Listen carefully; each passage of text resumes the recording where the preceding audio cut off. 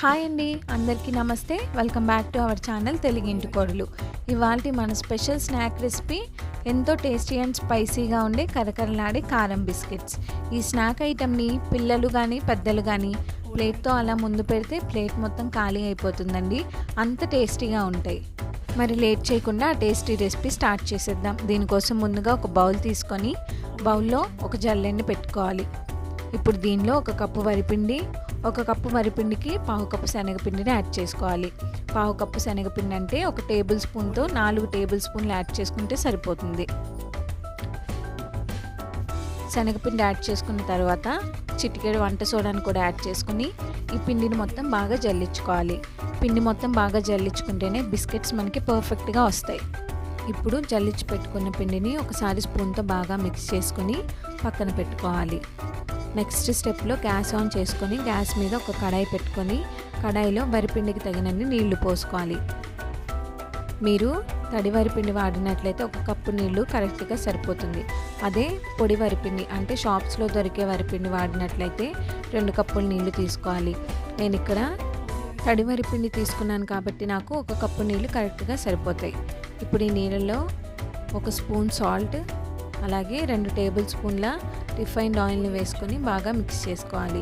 Refined ఆయిల్ని మాత్రమే వాడాలండి. Refined oil కాకుండా వేరుశనగ నూనె ఇవి వాడితే బిస్కెట్స్ స్మెల్ వస్తాయి. వాటర్ బాగా బాయిల్ అవుతున్నప్పుడు అంటే బాయిలింగ్ స్టేజ్లోకి వచ్చినప్పుడు గ్యాస్ని లో ఫ్లేమ్లో పెట్టుకొని మనం జల్లించి పెట్టుకున్న పిండిని కొంచెం కొంచెంగా యాడ్ చేసుకుంటూ మరొక చేత్తో మిక్స్ చేసుకోవాలి. పిండి మొత్తం ఒకేసారి యాడ్ చేయొద్దండి. ముందు కొంచెం యాడ్ చేసుకొని బాగా మిక్స్ చేసుకున్న తర్వాత మాత్రమే మిగిలిన పిండిని యాడ్ చేసుకోండి. గ్యాస్ లో ఫ్లేమ్లో మాత్రమే ఉండాలి ఇలా యాడ్ చేసేటప్పుడు. మిగిలిన పిండిని కూడా యాడ్ చేసుకున్నానండి. ఇలా మొత్తం మిక్స్ చేసుకున్న తర్వాత గ్యాస్ ఆఫ్ చేసేసి పిండిని కొంచెం చల్లారనివ్వాలి. మూత పెట్టేసి ఒక 4 to 5 minutes అలాగే వదిలేసేయండి.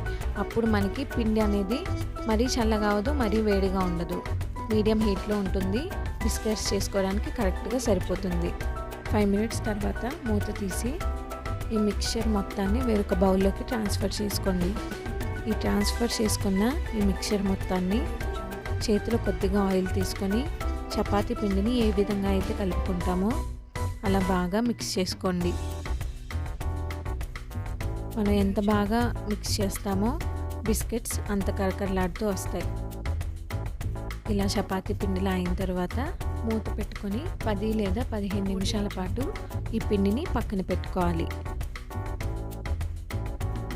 15 minutes తర్వాత పిండిని తీసుకొని ఈ పిండి ముద్దని 2 halvesగా డివైడ్ చేసుకోండి. చూస్తున్నారు కదా, 2 సమాన భాగాలుగా తీసుకుంటున్నాను. ఇప్పుడు చపాతీ స్టాండ్ తీసుకొని దీని మీద కొద్దిగా వరిపిండి చల్లుకోవాలి. వరిపిండి చల్లుకున్న తర్వాత మనం ముందుగా చేసి పెట్టుకున్న ఒక పిండి ముద్ద తీసుకొని చేతితో ఈ విధంగా ప్రెస్ చేసుకోవాలి. రెండో వైపును కూడా వరిపిండి అంటించుకొని చేతితో ప్రెస్ చేసుకున్న తర్వాత చపాతీ కర్ర తీసుకొని నెమ్మదిగా ఈ విధంగా పల్చగా స్ప్రెడ్ చేసుకోవాలి. గుర్తుపెట్టుకోండి, పిండిని మనం ఎంత పల్చగా స్ప్రెడ్ చేసుకుంటే అంత క్రిస్పీగా వస్తాయి కారం బిస్కెట్లు. ఇలా స్ప్రెడ్ చేసుకున్న తర్వాత ఒక నైఫ్ తీసుకొని ముందుగా ఎడ్జెస్ని కట్ చేసేసుకోండి. ఎడ్జెస్ సమానంగా కట్ చేసుకున్న తర్వాత స్క్వేర్స్ షేప్లో మొత్తం కట్ చేసుకోండి. ఇప్పుడు ఈ స్క్వేర్స్ని వేరొక ప్లేట్లోకి తీసి పక్కన పెట్టుకోండి. మిగిలిన పిండిని కూడా మీరు సేమ్ ప్రాసెస్లో స్క్వేర్స్ షేప్లో కట్ చేసి ఒక ప్లేట్లోకి తీసి పక్కన పెట్టుకోండి. ఇప్పుడు ఒక కడాయి తీసుకొని గ్యాస్ ఆన్ చేసుకున్న తర్వాత కడాయిలో డీప్ ఫ్రైకి సరిపడా ఆయిల్ని పోసుకోవాలి. ఆయిల్ బాగా హీట్ అయిన తర్వాత మాత్రమే మనం స్క్వేర్స్ని డీప్ ఫ్రై చేసుకోవాలి. ముందుగా ఒక స్క్వేర్ యాడ్ చేసుకొని బాగా ఫ్రై అవుతుంది అనుకున్నప్పుడే మిగిలిన స్క్వేర్స్ అన్నిటిని కూడా యాడ్ చేసుకోండి. ఈ బిస్కెట్స్ అన్నీ బాగా ఫ్రై అవ్వడానికి కనీసం 15 నుంచి 20 నిమిషాలు పడుతుందండి.